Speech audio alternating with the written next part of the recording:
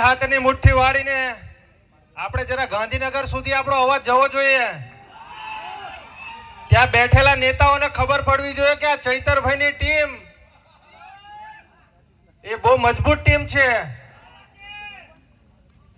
બોલો જય આદિવાસી, જય આદિવાસી, જય જોહાર, જય જોહાર. ચૈતરભાઈ તુમ આગે बढ़ो, चैतरभाई तुम आगे बढ़ो, जेल के ताले टूटेंगे, जेल के ताले टूटेंगे. અહીંયા ગાડી આપણી વચ્ચે ઉપસ્થિત એવા ગુજરાત પ્રદેશ અધ્યક્ષ ઈસુદાનભાઈ ગઢવી સાહેબ શ્રી જેઓ આપણા આંગણે પધાર્યા છે, એમનું આપણે તાળીઓના ગણગણાટથી એમનું આપણે સ્વાગત કરી લઈએ. એવા જ આપણા પ્રદેશના મહામંત્રી શ્રી મનોજભાઈ સોરઠિયાજી પણ આપણી વચ્ચે પધાર્યા છે, એમનો પણ આપણે તાળીઓના ગણગણાટથી સ્વાગત કરી લઈએ. અને આપણા નર્મદા જિલ્લાની જે અહીંયા બે બે શેરણીઓ બેઠેલી છે, જેમના થકી આજે ચૈતરભાઈ એટલા મજબૂતાઈથી આખા ગુજરાતમાં અવાજ ઉઠાવે છે, અને જેઓ અત્યારે જેલમાંથી છૂટીને બહાર આવ્યા છે એવા શકુંતલાબેન વસાવાનું આપણે જોરદાર તાળીઓના ગણગણાટથી એમનું સ્વાગત કરી લઈએ. અને જ્યારે જ્યારે આ ભારતીય જનતા પાર્ટીની આ સરકાર, આ શકુંતલાબેન હોય, આ ચૈતરભાઈ હોય, એમની પર ખોટા ખોટા કેસો કરી એમને જેલમાં મૂકતા હોય, અને ત્યારે આખો મોરચો સંભાળતા હોય એવા આપણા વર્ષાબેન વસાવાનું આપણે તાળીઓના ગણગણાટથી સ્વાગત કરી લઈએ મિત્રો. તેમજ આપણા તમામ મહાનુભાવો, અહીંયા તમામ આગેવાન શ્રીઓ અહીંયા પધાર્યા છે. દૂર દૂરથી, આજુબાજુ ગામમાંથી, આજુબાજુ જિલ્લાઓમાંથી અમારા વડીલ શ્રીઓ પધાર્યા છે. એવા તમામ આગેવાન શ્રીઓ, વડીલોને અમે આમ આદમી પાર્ટી પરિવાર તરફથી આપનો ખૂબ ખૂબ આભાર વ્યક્ત કરીએ છીએ. મિત્રો, આજે આ સરકાર શ્રીએ ગઈકાલે જ એ લોકોએ જાહેર કર્યું હતું ને, તમારા બધાના જ મોબાઈલમાં સાયલેન્ટો વાગ્યા હતા. વાગ્યા હતા કે નહીં વાગ્યા? તમે વિચાર કરો, આજે કુદરત પણ આપણી સાથે છે કે આગાહી એટલી બધી કરવામાં આવી હતી અલગ અલગ જિલ્લાઓમાં, પણ તેમ છતાં આજે આ વરસાદ જે આપણી પર આજે મહેરબાન છે કે આજે આટલી જનમેદની ને આટલે આજે બધા ભેગા થયા છીએ, અને આજે વરસાદ નથી પડ્યો એટલે કુદરતનો પણ આપણે આભાર માનવો જોઈએ મિત્રો.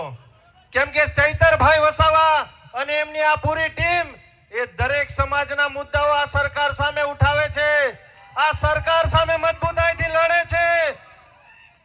એના માટે જ આપણા સાહેબશ્રીને જેલમાં મૂક્યા છે. આપણા સાહેબશ્રી છેલ્લા 3 વાર જેલમાં ગયા, એમના ધર્મપત્ની 2 વાર જેલમાં ગયા, પણ તેમ છતાં મિત્રો આજે આ ચૈતરભાઈ અને એમના પરિવારનો આપણે ખૂબ ખૂબ આભાર માનવો જોઈએ કે આજે ઉમરગામથી અંબાજી હોય કે સમગ્ર ગુજરાતમાં આજે ચૈતરભાઈ ભલે જેલમાં છે, પણ એમણે ઘરે ઘરે ચૈતરભાઈ પેદા કરી દીધા છે. અને આજે આખા ટ્રાઇબલમાં જે આ ઘરે ઘરે ચૈતરભાઈ પેદા કરી દીધા, એ જ આ ભારતીય જનતા પાર્ટીને ખૂંચી રહ્યું છે. જ્યારથી આપણી આ જિલ્લા પંચાયત બની છે મિત્રો, આ ભારતીય જનતા પાર્ટીએ આપણા ચૈતરભાઈને એક નહીં જેવી સામાન્ય કેસમાં અઠવાડિયામાં 3 દિવસ સુધી તારીખો પાડતા હતા. આ લોકો એક દિવસ ચૈતરભાઈ જેલ તારીખ ભરવા ના જાય તો આ લોકો એમની પર વોરંટ કાઢતા હતા. તમે વિચાર કરો, 2023 નો કેસ અને 2026માં આ સરકારોએ જજમેન્ટ આપ્યું. આજે આ પ્રદેશના નેતાઓ અહીંયા ગાડી ઉપસ્થિત છે, એમણે ચૈતરભાઈને જવાબદારી સોંપી હતી કે ઉમરગામથી અંબાજી સુધી 400 સીટો 500 સીટોની જવાબદારી છે ચૈતરભાઈ તમારી ઉપર.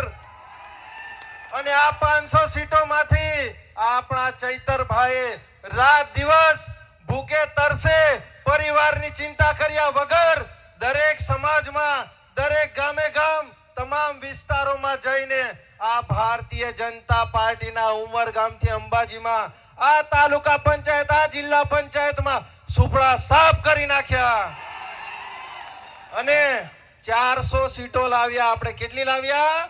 400 સીટો. એ આ ભારતીય જનતા પાર્ટીના નેતાઓને પેટમાં તેલ રેડાઈ રહ્યું છે. એ જ આ અમને ગમતું નથી. આ ચૈતરભાઈ વસાવા ટૂંક સમયમાં જ આવે છે અહીંયા આપણી વચ્ચે. આપણા સાંસદ શ્રી અહીં ગાડી હમણાં બહુ સ્ટેટમેન્ટો આપે છે આડેધડ કે ચૈતરભાઈએ શું કામ કર્યું, ચૈતરભાઈ શું કરે છે. અરે ભાઈ, તમે તો 30-35 વર્ષથી સાંસદ છો.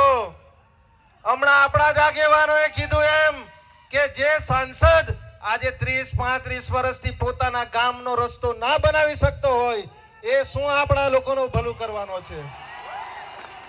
આજે એ સાંસદ આજે દિલ્હીમાં આટલું બધું એ થઈ રહ્યું છે. કેમ ભાઈ તમે એ બાબતે નથી બોલતા? અમારા વિદ્યાર્થીઓ અહીંયા ગાડી ગ્રેજ્યુએટ છે, તમામ લોકો આજે મહેનત મજૂરી કરી રહ્યા છે. તમે એશિયાની ફર્સ્ટ નંબરની જીઆઈડીસી માં તમે સાંસદ છો. અમારા નર્મદા જિલ્લામાંથી તમે કેટલા લોકોને નોકરી પર લગાવ્યા ભાઈ? લગાવ્યા છે કોઈને? આપણા વિસ્તારમાંથી કોઈને પ્રાઇવેટ નોકરીમાં નથી લગાવી શકતા, કોઈને સરકારી નોકરીમાં નથી ભલામણ કરી શકતા. અને રાજ્યમાં મુખ્યમંત્રીને પત્ર લખે, દેશના વડાપ્રધાનને પત્ર લખે. અરે ભાઈ, તમારાથી આ તમારો જિલ્લાનો પ્રમુખ તો તમારાથી હચવાતો નથી. આ તમારા જિલ્લા પંચાયત જિલ્લાનો પ્રમુખ, એ તમે ધારાસભ્ય, તમે સાંસદ સભ્ય, તમારો આખો ટીમનો આખો બધો કાફલો તમે ગાંધીનગર લઈ જાઓ છો, પણ તમારી પીપોડી તો તઈ વાગતી નથી. અને તમે પાછા આવ્યા છો અમારા ચૈતરભાઈને દબાવવા માટે. અને ડિબેટ કરવી હશે તો સાહેબ શાંતિથી થોડી રાહ જોજો. આવે છે અમારા સાહેબ. તમે કહેશો તે સ્થળ, તમે કહેશો તે સમય, તમે કહેશો તે જગ્યા, અમે આવનારા દિવસોમાં તમારી સાથે ડિબેટ કરવા માટે પણ તૈયાર છે. પેલી કહેવત છે ને, લાગશે વાર પણ આવશે મજા. એટલે શાંતિ રાખજો. વધુ ન કહેતા આપણે આપણા આગેવાન શ્રીઓને અને આપણા ધારાસભ્ય શ્રી ચૈતરભાઈ વસાવાના જે ધર્મપત્ની આવ્યા છે એમને પણ આપણે સાંભળવાના છે. તો અમારી વાણીને અહીંયા ગાડી જ વિરામ આપીએ છીએ. જય હિન્દ, જય ભારત. એકવાર આ બધા જ મહાનુભાવો હમણાં બોલવા આવવાના છે, એટલે જરા એક જોરદાર નારો લગાવી દઈએ આપણે. બોલો જય આદિવાસી, જય આદિવાસી, જય જોહાર. चैतरभाई तुम संघर्ष करो, चैतरभाई तुम आगे बढ़ो. जय हिंद, जय भारत मित्रों.